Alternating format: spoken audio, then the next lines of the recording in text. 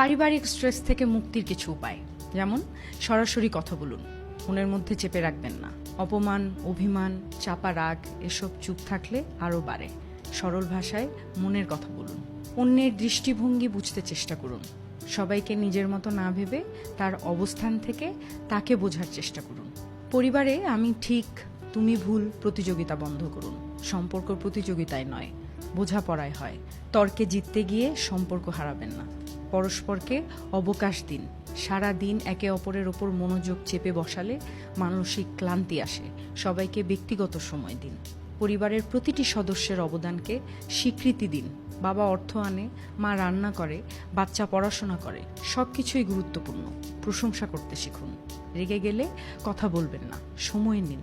মুহূর্তের আগে বলা কথা অনেক ক্ষতি করতে পারে। দম নিন, তারপর কথা বলুন।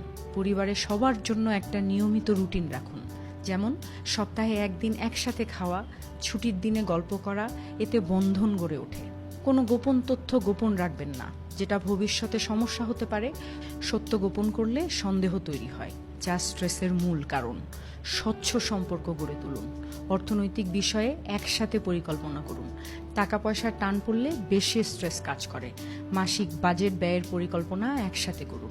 প্রয়োজনে পারিবারিক কাউন্সেলিং বা মধ্যস্থতা নিন।